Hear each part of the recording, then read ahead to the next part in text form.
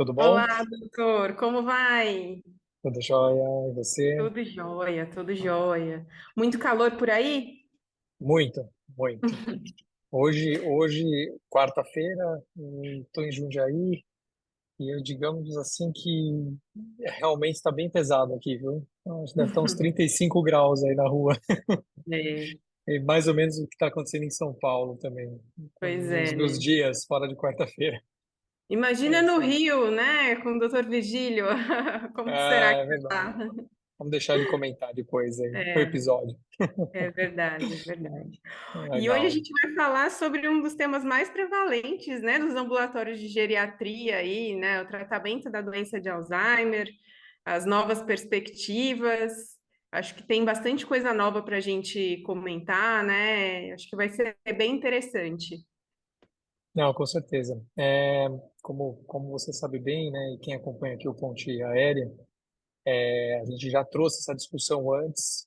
Eu me lembro bem, foi o primeiro episódio da primeira temporada, né? A gente discutiu, né, os estudos, né, de aducanumab, o Aduhelm, quando ele estava sendo discutido em termos de aprovação rápida, né, no FDA, no Food and Drug Administration, né, o órgão americano que regulamenta a liberação, né, de novas drogas, né?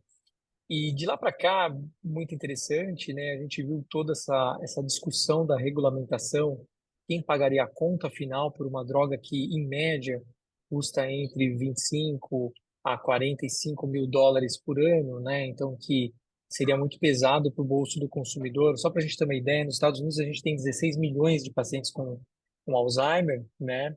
Se a gente assumir os casos leves que sejam aí um terço disso, você imagina a conta por ano que os Estados Unidos vão ter que arcar para pagar por essa droga. Então, a gente tem que tentar entender realmente qual é o tamanho do benefício desse tipo de droga, né?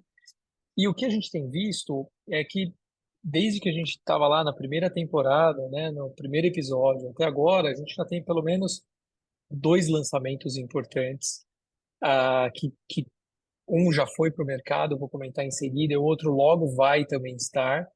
E, respectivamente, seria o lecanemab, né, que já tem o seu nome comercial, Leqembi, né, e agora o donanemab, né. Então, esse mês de julho desse ano foi um mês emblemático, né, por duas razões dentro dessa perspectiva.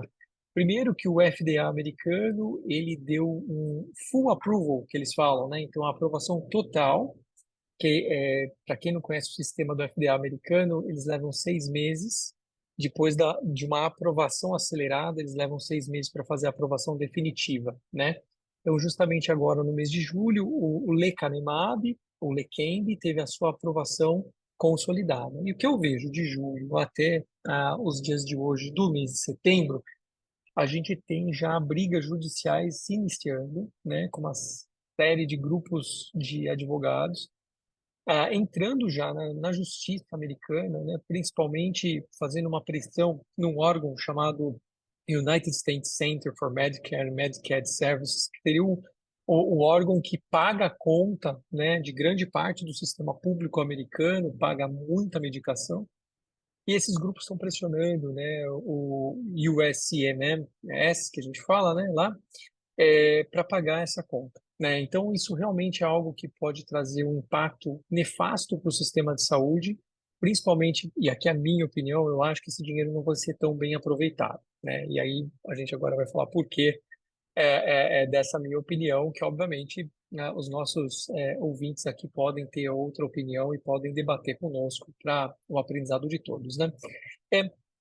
É, se a gente for olhar, né, dentro dessa perspectiva, né, o aducanumab ele já foi uma droga extremamente polêmica na sua aprovação, né? Ele precisou ter uma publicação reunindo dois estudos diferentes para ter uma significância. A significância foi muito restrita a parâmetros puramente biológicos e não clínicos dos pacientes, né? A grande mudança para o lecanemab foi justamente um benefício estatístico, ou seja, né, uma melhora clínica sintomática de pacientes muito leves com a doença de Alzheimer, né? Lembrando que esses muito leves aqui estavam incluídos pacientes com comprometimento cognitivo leve, E são aqueles pacientes que, por exemplo, têm uma queixa de perda de memória recente, mas não tem uma perda funcional significativa. São pacientes que razoavelmente estão independentes na comunidade, né? Então, você imagina pegar esta pessoa, né, e submeter ela numa medicação de alto risco, como a gente vai ver, e que custa aí US$ 25.000 por ano, e que a gente não sabe, assim, quando que a gente vai parar. Não tem ainda um protocolo definitivo disso. Então, você imagina. E o segundo ponto que eu acho que é importante é o próprio diagnóstico estruturado desses pacientes, né? Porque se você trabalha com indivíduos muito, muito preservados, você tem que ter uma carga diagnóstica complementar muito forte, provando que eles têm realmente a doença de Alzheimer, né? E aqui eu acho que é um dos problemas mais sensíveis. A gente não tem acesso a essa tecnologia, principalmente no sistema público, e nem uma cobertura conveniada ou de medicina complementar suficientemente forte para que as pessoas que têm uma suspeita da doença de Alzheimer sintomática consigam fazer os exames que a gente precisa para poder usar uma droga que muitas vezes vai lentificar a doença em termos cerebrais, mas nem tanto o meu sintoma. Então eu preciso ter esse recurso para conseguir ver que a droga está tendo um real benefício e que se justifica o uso em termos de custo e de risco. Então, são exames que envolvem coleta de líquido cefalorraquidiano. Acabou de chegar aqui no Brasil, né, no Laboratório Fleury, o teste periférico, né, de sangue da proteína tal. O teste que a gente já tem, 2, 3 centros no máximo aqui no país, que faça uma análise da carga da proteína amiloide no cérebro através de uma tomografia por emissão de pósitrons, né, o PET, que a gente fala, o PET amiloide, né? Ou seja, é um recurso limitado para poucas pessoas e, e a gente tem que ponderar que esse recurso vai ter que ser feito mais de uma, duas, três vezes às vezes, porque você vai ter que ir vendo, né, no acompanhamento, como é que essa pessoa vai respondendo à medicação. Então não é tão simples. E esse custo, quando a gente fala dos US$ 25.000, não inclui isso, tá? Lembrando que um exame PET amiloide, por exemplo, no mínimo custa 4.500, R$ 5.000. Talvez tenha que fazer uns três, né?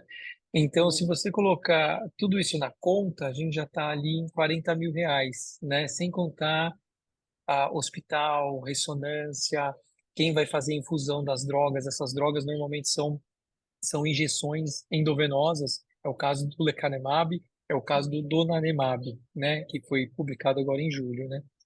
Então, isso me chama muita atenção, né?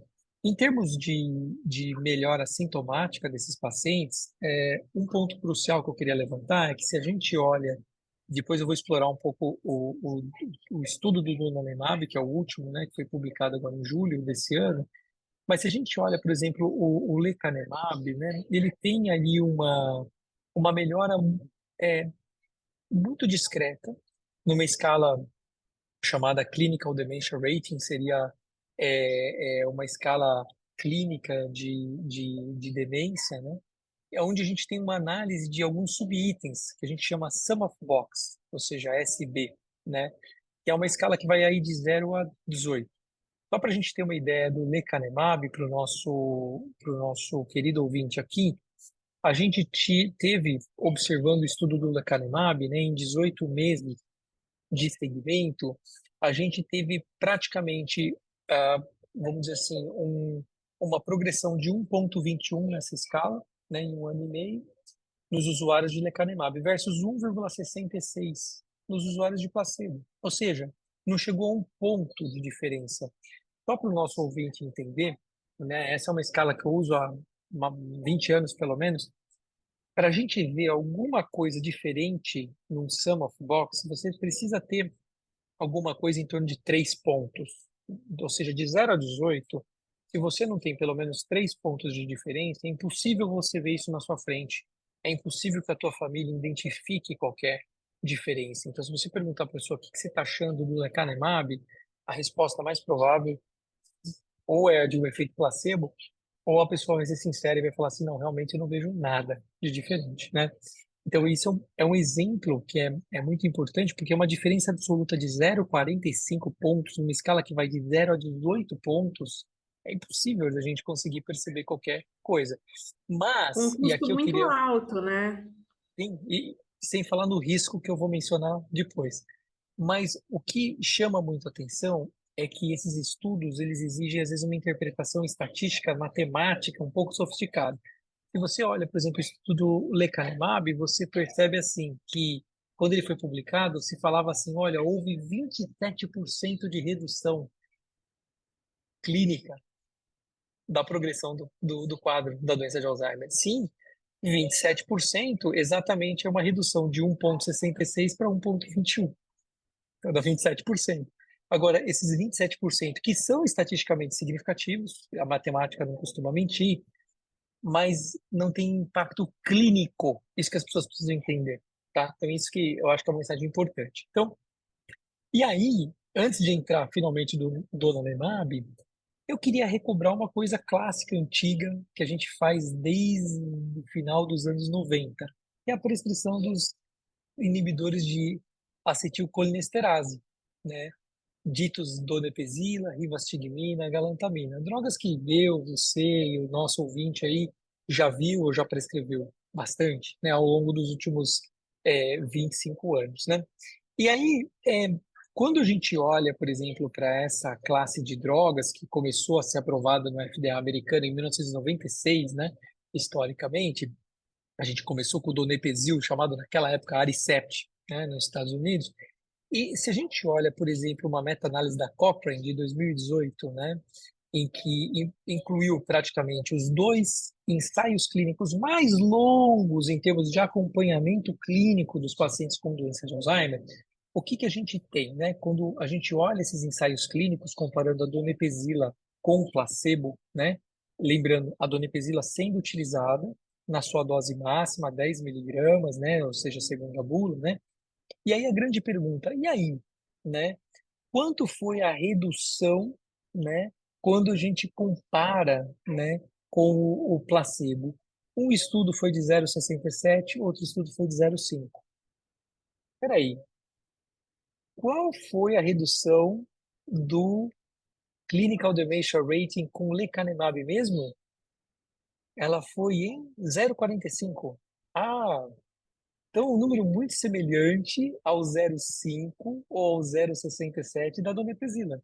Na verdade, se a gente pensar como droga, a donepezila reduziu mais, né? Então, ela fez 0,67, um pouco mais, né?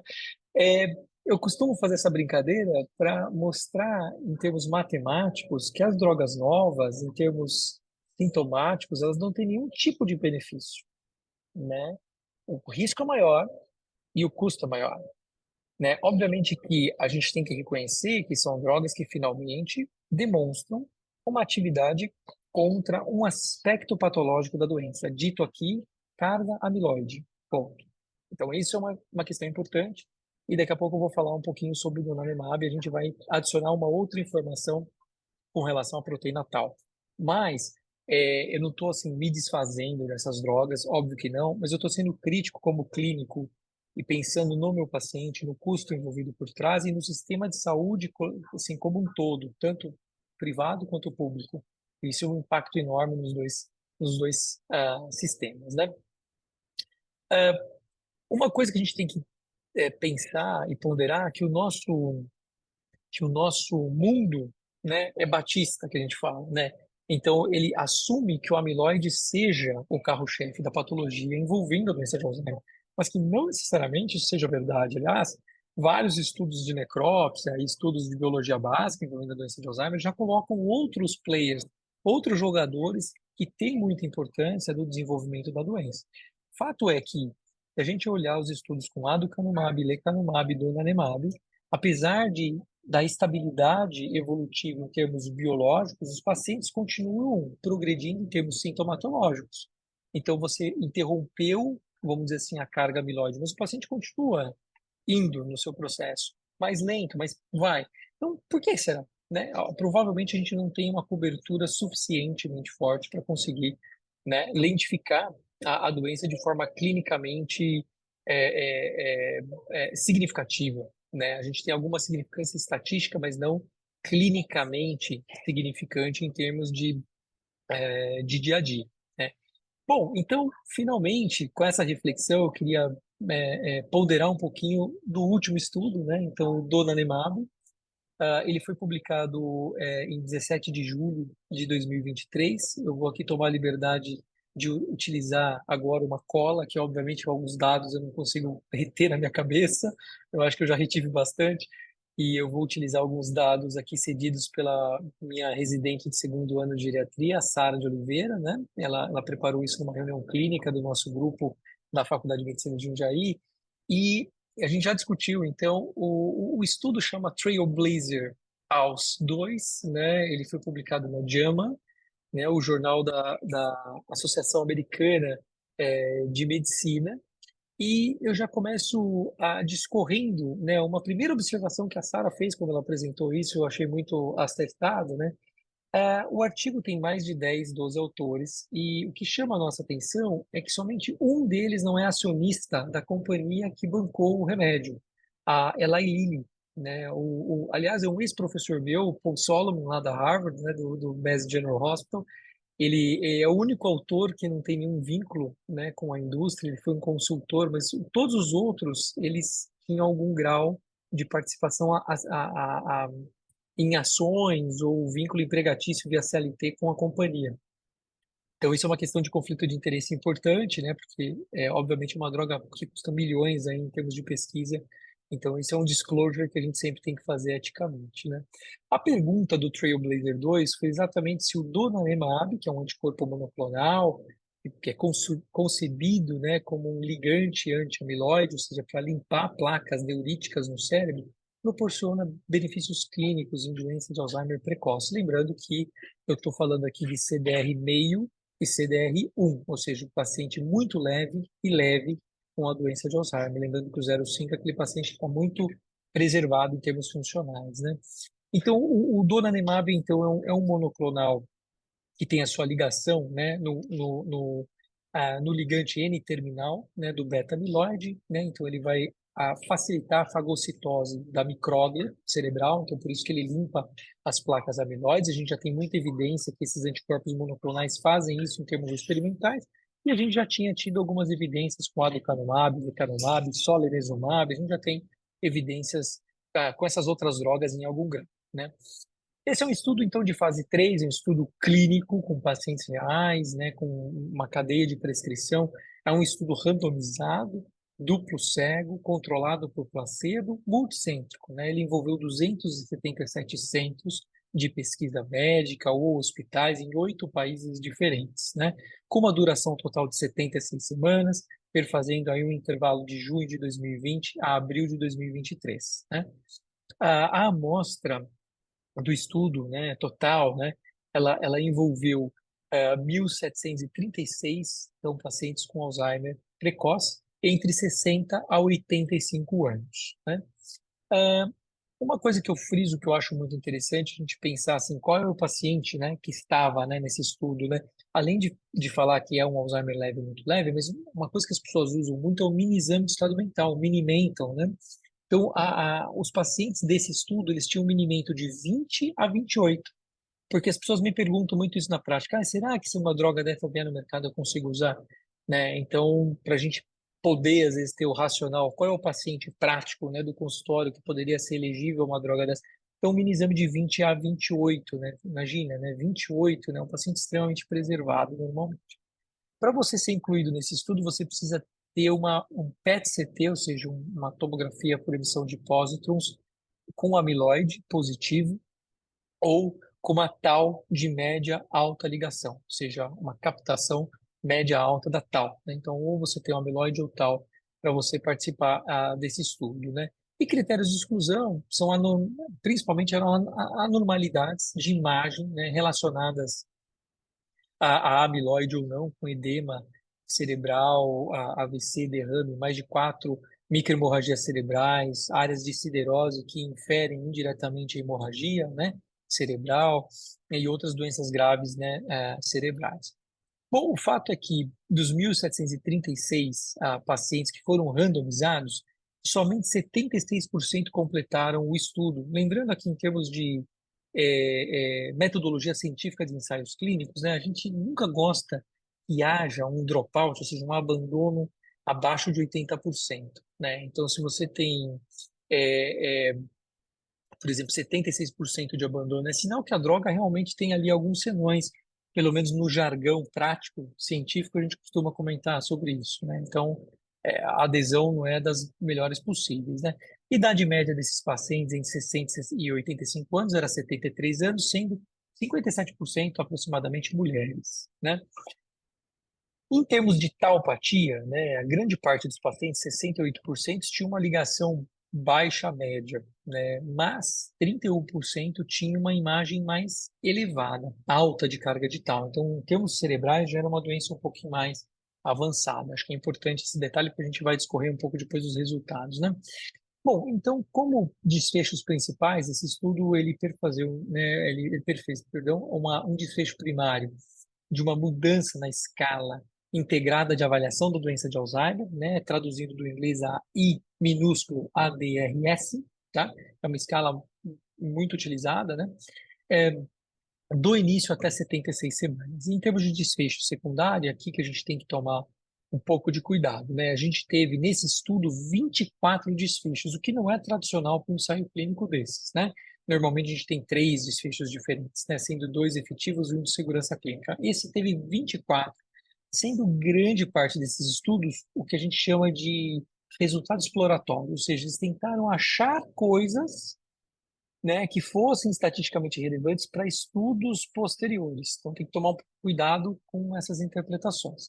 Mas o fato é que, em termos de desfecho secundário, a gente tem uma mudança da escala, né, da soma da escala do CDR, né, a soma dos boxes, né, o sum of boxes do CDR, a mudança do ADAS-Cog13, o ADAS-Cog mais curto, do ADCS e ADL, a escala funcional da doença de Alzheimer, e o próprio exame de estado mental. Mas, cuidado, o desfecho secundário ele foi dedicado aos pacientes com uma carga baixa e média de tal ou combinado com a carga mais alta. Eu já adianto aqui que isso é uma estratégia inteligente. Se você vai ver pessoas muito preservadas e você tem medo, às vezes, de não conseguir encontrar o mesmo achado em patologias um pouco mais extensas do cérebro, então é mais fácil você ver os menores, os mais preservados, e se você acha os mais graves, você combina o resultado. Você faz o que a gente chama até de uma certa diluição, né, estatística, e você às vezes preserva um resultado significativo. Isso é uma crítica minha para o desenho. E resultados exploratórios, não vem ao caso, foram inúmeros, né? O fato é que o que nós tivemos de resultado, resultado clínico pífio, né? É muito clinicamente, para mim, não significativo, impossível a gente notar alguma diferença. Então, eu vou falar alguns dados que estão aqui do lado para mim, para eu poder falar com exatidão para o nosso público aqui. Então, foi visto então uma diferença, né, uma diferença de média quadrática que a gente fala. Então, por exemplo, o donanemab, se a gente olhar a escala, né, a principal, o desfecho principal, a escala para ver, né, a doença de Alzheimer como um todo em termos sintomatológicos, imagina, nos usuários de donanemab, menos 6,02. Se a gente olhar o grupo placebo, menos 9,27. Então, uma diferença de 3,25, tá? Numa escala que vai de 0 a 144 pontos. Então, assim, 3 pontos no meio de centenas de pontos realmente é algo que clinicamente a gente acaba não conseguindo capturar, né, essa ideia. Assim como eu já comentei do lecanemab, o donanemab praticamente é a mesma coisa. Se a gente olha para a segunda análise, o segundo objetivo, que era justamente ver aqueles indivíduos com carga de tal média, baixa, se a gente olha, por exemplo, os indivíduos com carga de tal, por exemplo, média, baixa, menos 10,2 do donanemab, menos 13,1 placebo. Ou seja, basicamente aqui a gente tem 2,92 pontos, né? Então, uma diferença assim realmente muito pequena, né? Muito pequena. Continua sendo alguma coisa que é impossível, né? Um clínico perceber essa diferença, né? No entanto, eu queria chamar a atenção para coisas que realmente a gente fica preocupado, né? Essas drogas, esses anticorpos monoclonais, eles têm alguns efeitos que nos preocupam muito, que são as chamadas anomalias, né, de imagem ligadas ao amiloide. A gente chama isso pela sigla em inglês chamado ARIA, né? E a área pode ser basicamente uma área de edema ou de hemorragia, né?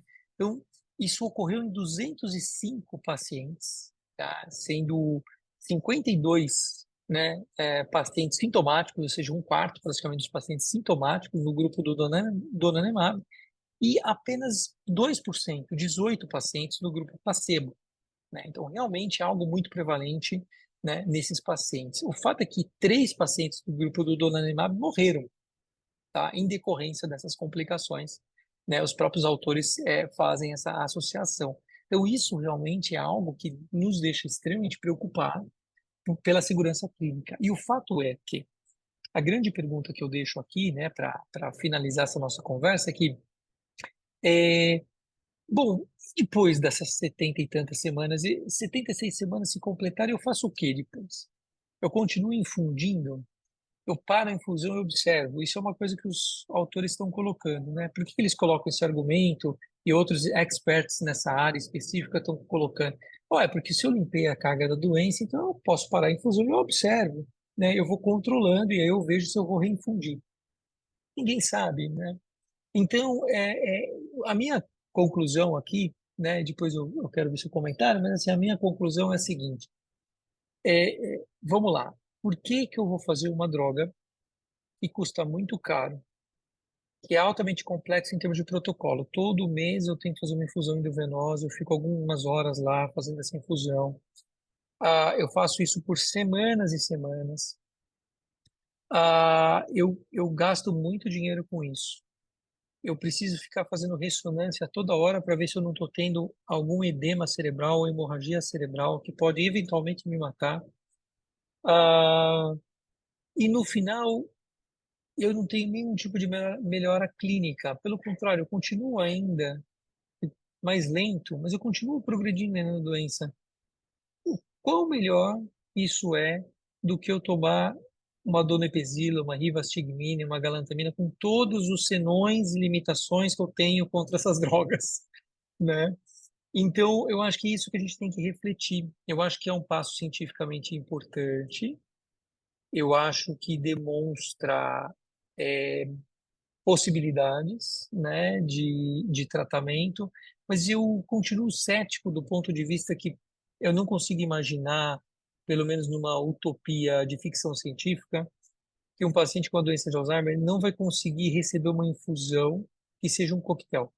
E nesse coquetel vai ter um anti-inflamatório do sistema nervoso central muito potente, um bloqueador de tau, um bloqueador de amiloide, um bloqueador de micróglia, um outro ativador contra, por exemplo, cadeias oxidantes do cérebro e assim vai. Eu estou fazendo essa brincadeira, mas para falar assim que, no meu ver, a gente tem uma série de jogadores aí que fazem a doença, né? Não é só o amiloide. Eu acho que só o amiloide não vai ser suficiente para interromper, né, a evolução dessa doença e melhorar os sintomas dos pacientes. É isso que eu queria trazer hoje aqui para a gente discutir e expor aqui para os nossos ouvintes, né? Ah, é muito bom. Eu acho que é uma discussão muito pertinente, né? Eu acho que é um estudo que, para quem está na prática, né, da geriatria, enfim, acho que é obrigatório que a gente conheça enfim. Mas pensando em saúde pública, realmente é algo muito distante, né? Ainda mais aqui que a gente tem essa questão da oferta das medicações para os pacientes, né? A gente tem uma dificuldade, os nossos pacientes têm muita dificuldade, as medicações básicas, que ele, né, de diabetes e hipertensão, às vezes não chegam. Então, assim, uma medicação que tem tantos senões, né? De administração, essa questão dos exames, de acompanhamento. Realmente acho que vai ser algo bem distante, e quando chegar, concordo com o doutor que deve vir com um combo, né?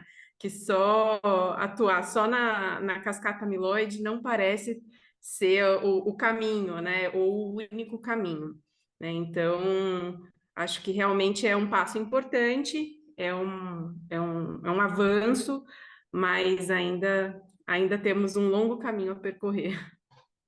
Pois é, e lembrando sempre, né, a gente tem hoje uma evidência muito forte que se a gente atuar fatores associados, promotores da doença de Alzheimer, como hipertensão, diabetes, tabagismo, sedentarismo, obesidade, nutrição, a gente reduz 40% da doença.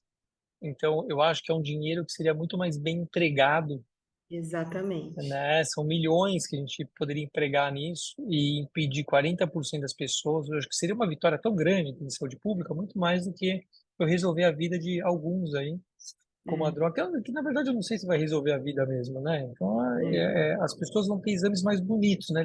Vão ficar mais claros os exames, né? Limpando as placas amiloides do cérebro, mas elas clinicamente elas vão estar igual, elas vão estar da mesma forma, vão estar iguais, né?